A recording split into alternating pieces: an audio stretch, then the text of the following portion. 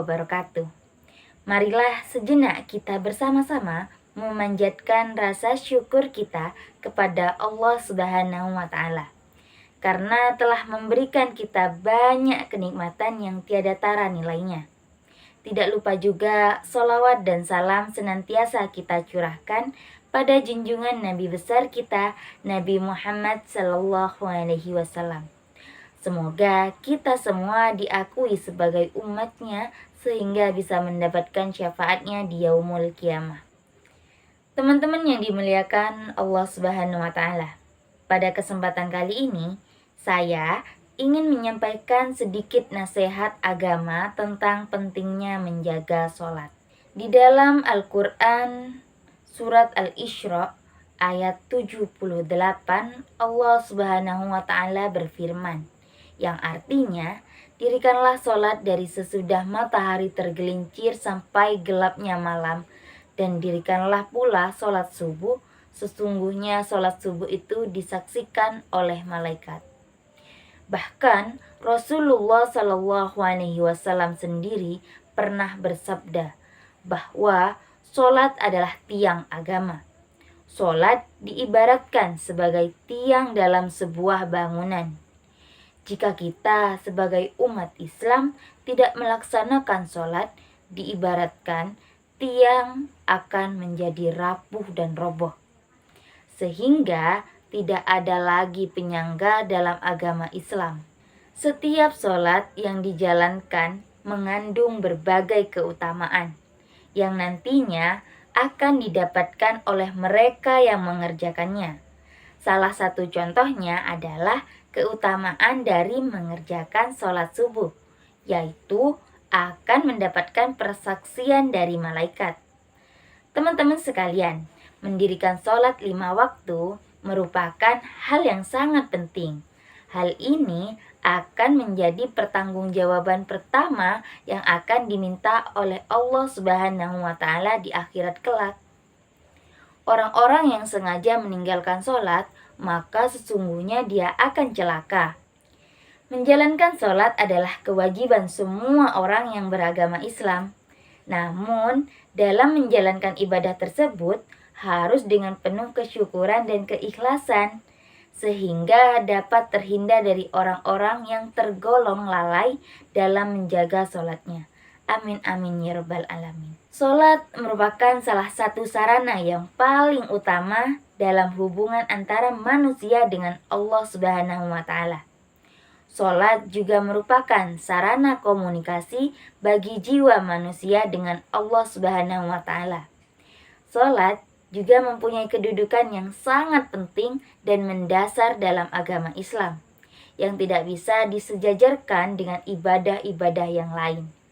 Dengan sholat, Allah akan mengampuni dosa-dosa yang ada di antara satu sholat dengan sholat berikutnya. Sholat juga dapat membersihkan diri dari kesalahan dan dosa yang dilakukan secara sengaja maupun tidak sengaja. Orang yang sholat dengan khusyuk akan selalu berusaha untuk menjaga lahir dan batinnya selalu bersih. Rasulullah Shallallahu Alaihi Wasallam bersabda, sholat adalah tiang agama, maka siapa yang mendirikan sholat berarti ia menegakkan sendi-sendi agama, dan siapa yang meninggalkan sholat berarti ia telah meruntuhkan sendi-sendi agama.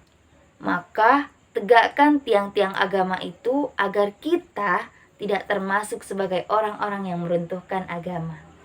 Sesungguhnya sholat itu mencegah dari perbuatan keji dan mungkar. Dan ketahuilah, mengingat Allah dengan cara sholat itu lebih besar keutamaannya dari ibadah yang lain. Ingat, Allah mengetahui apa yang kamu kerjakan. Hikmah atau keutamaan terbesar dari ibadah sholat adalah merupakan sebab utama untuk meraih ridho Allah Subhanahu wa Ta'ala. Hikmah sholat wajib dapat dilihat dari berbagai aspek spiritual, psikologis, sosial, maupun fisik.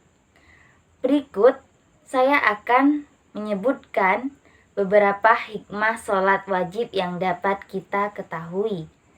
Yang pertama ada meningkatkan ketakwaan kepada Allah Subhanahu wa Ta'ala.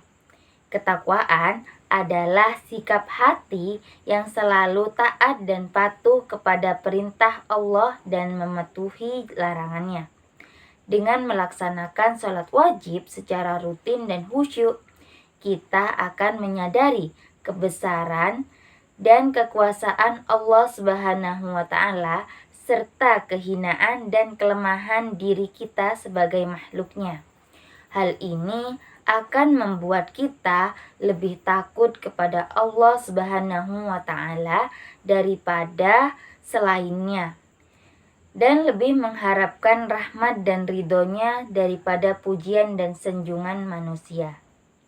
Dan yang kedua, memberikan ketenangan dalam diri baik lahir maupun batin.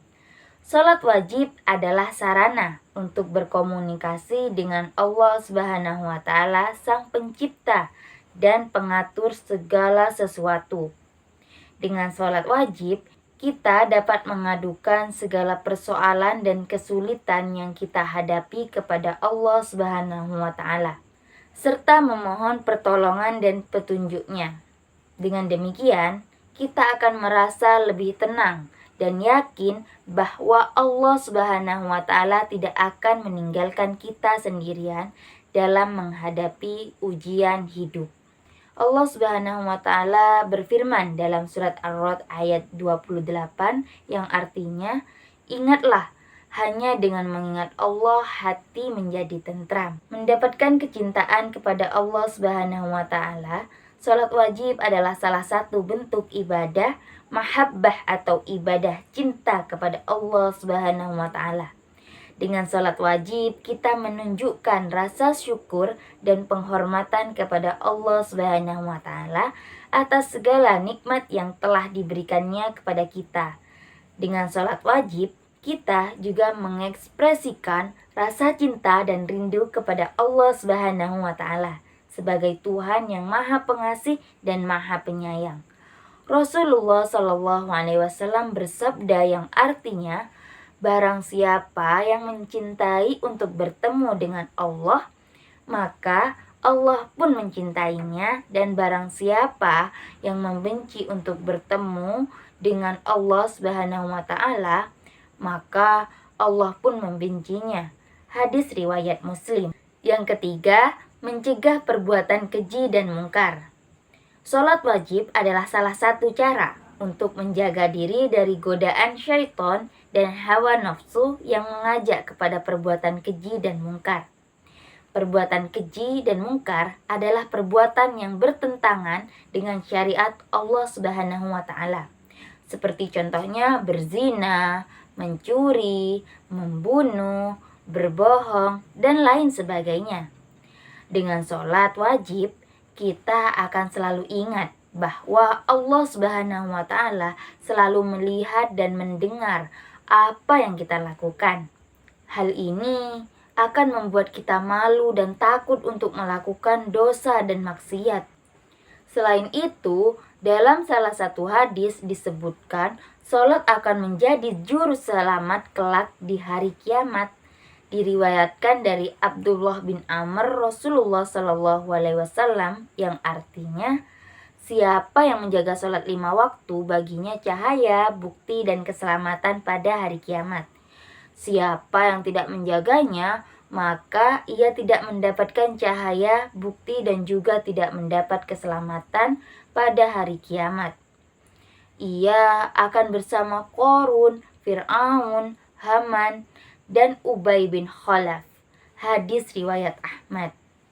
Sudah seharusnya sebagai seorang muslim, kita harus menaruh perhatian yang sangat besar dalam menjalankan sholat dengan sebaik-baiknya, penuh tanggung jawab, dan bukan sekedar rutinitas atau penggugur kewajiban. Dengan demikian, kita akan menjadi orang-orang yang akan mewarisi surga firdausnya Allah, dan insya Allah akan kekal di dalamnya. Amin amin ya rabbal alamin. Banyak perbedaan di kalangan ulama mazhab tentang rukun sholat tersebut. Pada kesempatan kali ini, izinkan saya akan mempraktekkan tentang sholat menurut mazhab saya, yaitu mazhab Imam Syafi'i. Dan mazhab ini juga merupakan mazhab yang terbesar dianut oleh warga Indonesia. Yang pertama, kita membaca niat. Contoh niat seperti niat zuhur, yakni usolli fardhul zuhri arba'a raka'atin mustaqbilal kiblati adaan lillahi ta'ala. Kemudian dilanjutkan dengan membaca bacaan doa iftitah. Allahu Akbar kabiro walhamdulillahi kasiro wa subhanallahi bukratan wa asila. Inni wajjahtu wajhiya lilladzi fataras samawati wal arda hanifan musliman wa ma'ana minal musyrikin. Inna salati wa nusuki wa mayaya wa mamati lillahi rabbil alamin.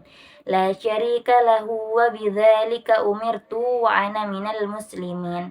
Setelah itu membaca surat Al-Fatihah. Surat Al-Fatihah wajib dibaca setiap rakaatnya. Membacanya harus dengan jelas seperti tasydidnya, harokatnya, dan huruf-hurufnya serta terdengar jelas oleh telinga kita sendiri, mulai dari bismillah sampai dengan ayat yang terakhir. Di sini saya akan memberi contoh membaca surat Al-Fatihahnya. Bismillahirrahmanirrahim. Alhamdulillahi rabbil alamin. Ar-Rahmanirrahim. Maliki yaumiddin. Iyyaka na'budu wa iyyaka nasta'in. Ihdinas siratal mustaqim. Siratal ladzina an'amta 'alaihim ghairil maghdubi 'alaihim waladdallin. Amin. Jika surat Al-Fatihah telah selesai dibaca, maka selanjutnya yaitu membaca sebagian surat pendek atau ayat di dalam Al-Qur'an. Contohnya di sini saya akan membacakan surat Al-Ikhlas. Bismillahirrahmanirrahim. Qul huwallahu ahad, Allahus samad, lam yalid wa lam yulad wa lam yakul lahu kufuwan ahad. Kemudian ruku dengan membaca bacaan Subhana rabbiyal azimi wa bihamdih sebanyak 3 kali. Setelah itu i'tidal dengan membaca Rabbana lakal hamdu mil'us samawati wa mil'ul ardi wa mil'um ma syi'ta min syai'in ba'du. Kemudian sujud dengan membaca bacaan Subhana rabbiyal a'la wa bihamdih sebanyak 3 kali. Setelah itu duduk di antara 2 sujud dengan membaca Rabbighfirli warhamni wajburni warfa'ni warzukni wahdini wa'afini wa'fu'anni.